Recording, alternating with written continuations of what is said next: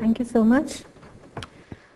First of all, I would like to extend my apologies on behalf of Dr. Jenna, who is not able to attend this session due to certain unforeseen circumstances.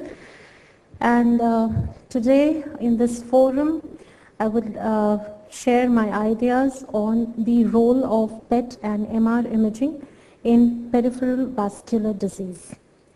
It has been extensively talked about in the previous session, the role of DSA and duplex sonography. But just to revise those things, I would like to lay stress that peripheral arterial occlusive disease is predominantly caused by atherosclerosis, and its incidence increases with age. And only one study which I could find about the prevalence of peripheral vascular disease in South India was 3.2%. And it is basically evaluated clinically with the ankle brachial index. So when do we need to image peripheral vascular disease? It is said when you need to intervene, you should be imaging the peripheral vascular disease to find out the site and extent of disease before intervention and also for the post-therapeutic follow-up.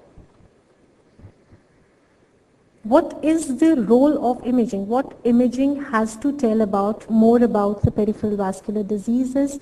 Of course, the site and extent and end organ tissue perfusion, whether after therapy the limb salvage can be possible or not, to provide a roadmap for the treatment, be it medical, surgical and endovascular, follow-ups after treatment, and also for prognostication. So vascular imaging, if we interestingly began just 3 months after the X-rays were discovered. And since then it has evolved from invasive angiographies to non-invasive imaging like Doppler ultrasound, CT, MRI, and now PET coming into the arena. So these are the various imaging modalities, the non-invasive and the invasive ones. The MR angiography and PET imaging are what I'm going to talk about. This has been extensively covered. DSA, which remains the gold standard, but it is invasive and a two-dimensional, giving just the luminal information. Radiation exposure and iodinated contrast are the other disadvantages for a DSA. Doppler ultrasound, of course, it is being extensively used for screening the peripheral vascular disease because it is non-invasive, it's very economical, widely available, and because of its portability. And the sensitivity and specificity is of the order of 70 to 90% for Doppler ultrasound. But then again, it is operator dependent. It is a time-taking procedure and limited beyond the femoropopliteal segments. Intravascular ultrasound, it is very limited data is available, and it is again an invasive procedure. CT angiography has been well covered by Dr. Bera. It gives good information about the lumen as well as the extraluminal characteristics of the arterial wall. But then again, the radiation exposure and iodinated contrast are the major disadvantages of CT angiographies. But with the advanced post-processing algorithms which are available, CT angiography has improved its diagnostic performance with a pooled sensitivity and specificity of the above 95% in a recent meta-analysis. So how do we compare CT angiography with MR angiography? It is needless to mention that MR angiography does not have any ionizing radiation. It does not need an iodinated contrast medium. It can have a non-contrast as well as contrast MR angiography can be done. Moreover, we can quantify the blood volume and the velocity for endovascular intervention purposes, and the sensitivity and specificity for detecting arterial stenosis in various studies has been 80 to 90%. The lengthy examination time, as has been always talked about for MR angiography, can be taken care of by the newer advancements wherein ultra-fast imaging has come into the scene, into the scene for angiography. So what is the role of MRI in peripheral vascular disease? It has got three potential roles. One is MR angiography, finding out the MR perfusion of the end organ skeletal muscles, and plaque imaging. MR angiography, as we all know, gives a roadmap of the arterial tree in the upper as well as in the lower limbs. Now it can be done with contrast injection, after injection with gadolinium contrast or a non-contrast angiography. It is a very protocol intensive technique. This MR angiography has actually been acquired in 3 stations and they have been stitched together to obtain a complete picture of the lower limb and similarly the complete picture of the upper limb. It gives an excellent roadmap, but the protocol has to be very fixed as to when the contrast is going to reach. We have to tap the arterial phase. It can very well establish the site and extent of stenosis as in this case. The non-contrast angiography, on the other hand, can be done by 2D and 3D TOF time-of-flight images. And in a recent meta-analysis on the accuracy of contrast-enhanced magnetic resonance imaging, authors have found a pooled sensitivity of 94.7% and a pooled specificity of 95.6%. Next, the perfusion imaging with MRI can be had from the first pass gadolinium enhancement of the calf muscles. So after the contrast is injected, the uptake into the calf muscles can be quantitated in the form of the blood volume and the blood flow, which can give an idea about the perfusion reserve of the calf muscle. And even without injection of contrast, arterial spill labeling, wherein the arterial blood is tagged with a radiofrequency pulse and then it can be imaged to find out the reserve of the calf muscle. And again, bold imaging where the oxygenated hemoglobin can be quantitated with the help of blood oxygen level dependent imaging. All these can be used for finding out the perfusion reserve of the muscles. Plaque imaging. Now, the basic aim is early non-invasive identification of the vulnerable atherosclerotic plaque to guide the therapy. Now, this vulnerable atherosclerotic plaque has been talked about, has been always heard of in the coronaries and the carotids. But the patients with a high vulnerable plaque burden are also at a risk of plaque rupture and acute limb ischemic complications. And these are the candidates who can be taken for aggressive lipid lowering and antiplatelet therapy. So this is just the structure of the plaque, just to show you that the components of the plaque are in fact the key to plaque imaging. The center of the plaque, which is comprised of the macrophages, which is the key for imaging. The the fibrous cap that is here. All these, the components of the plaque can be well imaged with MRI.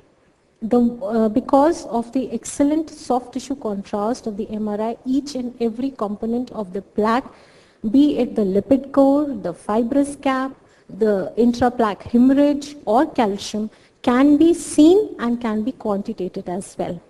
Besides the morphology analysis wherein the volume or the thickness and the area of the plaque can be quantitated. Then again, dynamic contrast enhanced MRI may help to find out the inflammation within the plaque. And this inflamed plaque is in fact the plaque at risk, which we need to identify. So this is an MR image taken from the literature, wherein the different MR sequences, the 2D TOF, the white blood sequence, the T1, the T2, and the contrast enhanced images can be taken to identify the thin fibrous core and the central lipid rich core, fibrous cap and the central lipid rich core, which can be easily identified. Then again, In this image, again taken from the literature, the thin fibrous cap can be seen and this ruptured cap can be easily identified on MRI. That is the beauty of MR imaging. Then again, dynamic post-gadolinium enhancement of the plaque tissue can be due to increased permeable vascular supply to the plaque can be quantitated by its transfer coefficient, and MR contrast agents such as the ultra-small superparamagnetic iron oxide particles which have an affinity, which are engulfed by the macrophages, can be studied in vivo and to identify the inflamed plaque which are rich in macrophages. So the in vivo accuracy of MRI for plaque identification has been 85% and specificity of 92%. Phosphorus MR spectroscopy, again it can measure the recovery kinetics. Yes, it is an exciting field of research and yet to be introduced into the clinical scenario, but it can be useful for follow-up after revascularization procedures. All these three things have been incorporated into a recent study by Kremer et al. And they have found that all taken together, all these tests have the potential quantitative endpoints for clinical trials for novel therapies in pulmonary artery disease.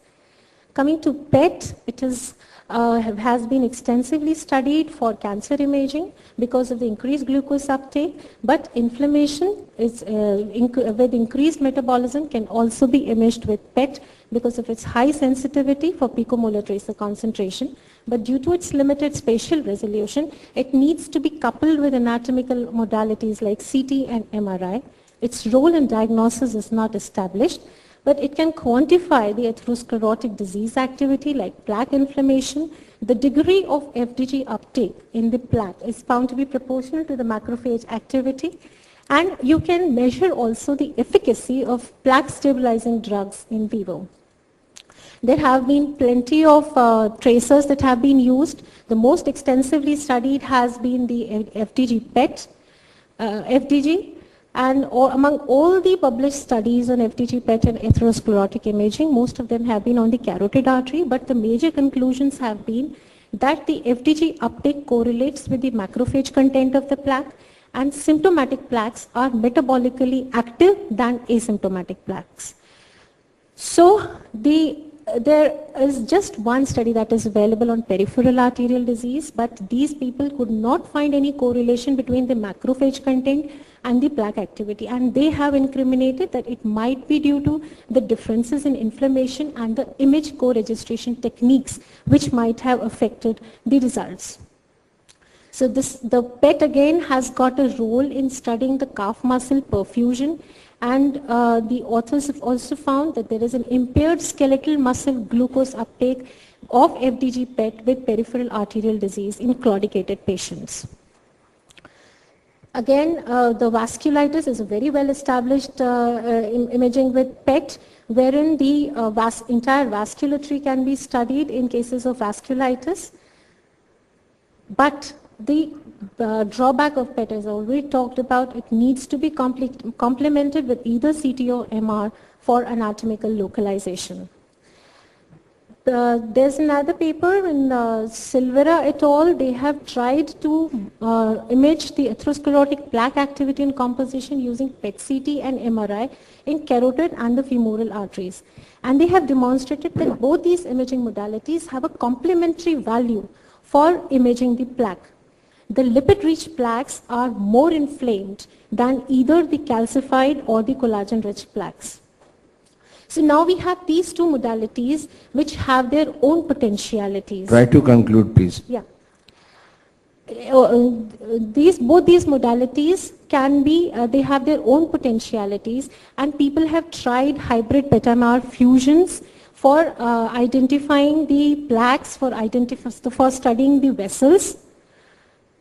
But with the installation of the first simultaneous PET-MRI, what I feel is that this has added a new vista to imaging in the peripheral vascular disease. The beauty of simultaneity would be that the PET and the MR information are going to be acquired at one time. So there is no chance of any misregistration. and the potentialities of both the imaging modalities can be had in a single study. So combining the two modalities as is possible today may pave the way for further research in these fields. The benefits of PET and MRI are obtained that may provide a systematic diagnostic approach providing detailed and simultaneous assessment across multiple vascular bed in efforts to achieve early risk stratification and guide therapeutic interventions. Thank you.